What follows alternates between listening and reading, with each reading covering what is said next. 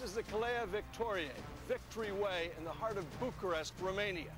This city was once called the Paris of the East. I'm Oliver North. This is War Stories. Like most of Eastern Europe during World War II, Romania was trapped in the jaws of hell between Adolf Hitler and Joseph Stalin.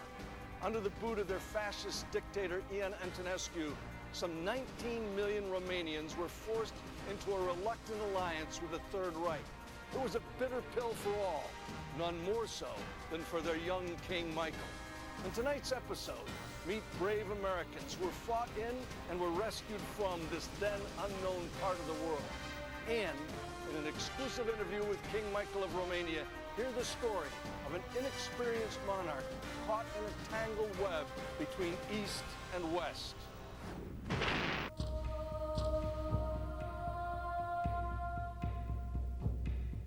Eastern Europe, one of the most overlooked chapters of World War II. These are pictures from that forgotten front. Poland, Hungary, Bulgaria, Yugoslavia, Romania. This outer edge of Europe has been called the lands between, a region defined by its vulnerability to shifts in power between its dominant neighbors. During World War II, it was caught in a vice. To the west, an obvious enemy, Adolf Hitler. To the east, lurking in the shadows, ruthless Joseph Stalin. Though officially an ally, he'd already murdered at least 7 million of his own people and had sinister plans to expand his communist empire.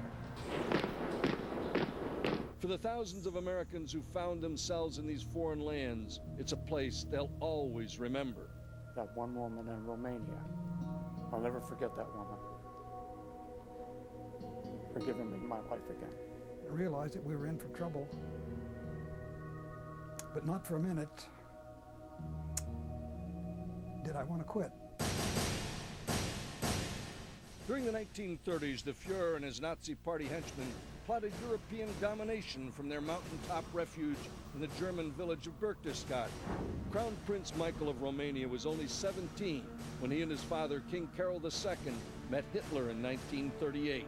Was he surrounded by military people? Oh, with all their sisters. Oh, the black one. Michael of Hohenzollern is one of the last surviving heads of state from World War II. We met him at Elizabeta Palace in Bucharest. On the two extremes, you have the communists on the left trying to influence politics in Romania. You have the Iron Guard and its fascist perspective trying to influence politics on the other extreme. The Bolsheviks already were in power. That's hard to infiltrate here also. And slowly, there was a sort of an extreme right movement. Fifth column, we call it. The so-called Iron Guard was the most prominent rightist movement. King Carol II, he was no friend of democracy. Professor Keith Hitchens penned 20 books and has spent over 40 years studying Romania. He teaches history at the University of Illinois, Urbana-Champaign. Romania becomes an essential part of the German war machine even before the war starts. Germany is playing a very clever game in Eastern Europe. They're using their German economic power to woo Yugoslavia, Romania, Bulgaria, Poland. In Hitler's government, do they recognize particularly the need for oil? Absolutely. By August 1939, Hitler had already annexed Austria and part of Czechoslovakia.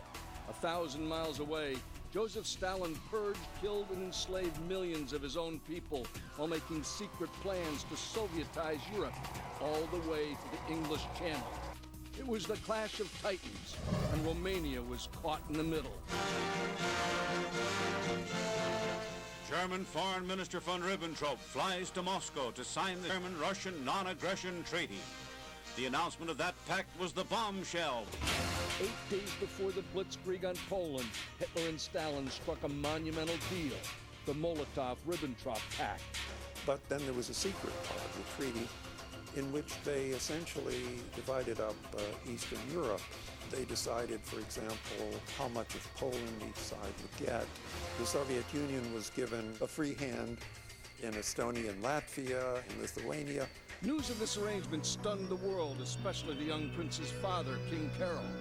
because Stalin also had his eyes on the easternmost Romanian province, Bessarabia. From 1812 to 1918, Bessarabia had been part of Tsarist Russia. Following the Bolshevik Revolution and the end of the First World War, it declared independence from the new Soviet regime and voted to be unified with Romania.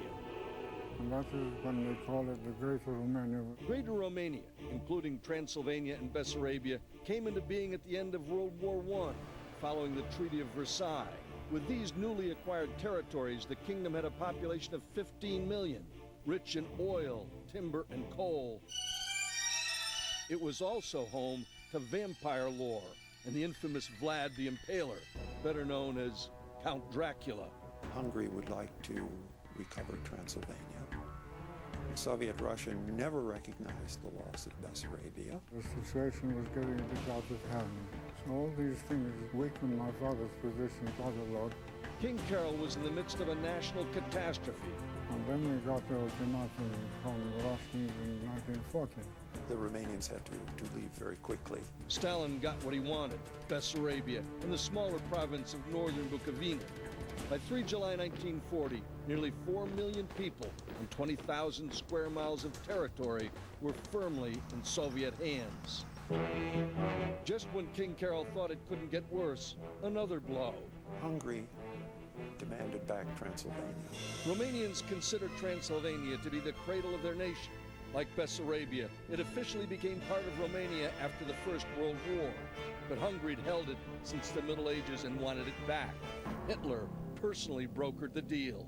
And the German delegation, I believe literally, pulled a map out in which the boundary lines had already been made as to what Hungary would get, and made it very plain to the Romanians that they could accept or suffer consequences. Because France had fallen. Absolutely. Britain was being bombed. Absolutely. And what was on the minds of all Romanian political leaders was what had happened to Poland. And there was great fear that Germany and the Soviet Union would simply decide to divide up Romania. Romania lost 6 million people and a third of her territory with the cession of Transylvania, Bessarabia, and northern Bukovina. King Carol was devastated. One disaster after another. You can't survive.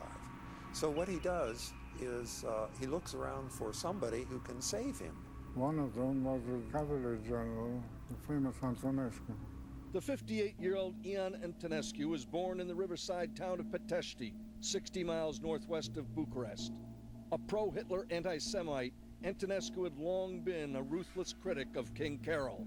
But Carol, in this situation, knows that he's got to do something drastic or he's out. So he appoints Antonescu as prime minister. And one of the first things that Antonescu does is to demand that Carol abdicate. And Carol has no choice and abdicates. I suddenly found myself in the wind, so to speak. Crown Prince Michael was only 19 when his father abdicated in September of 1940. A teenager becomes king in the midst of war. That's next on War Stories.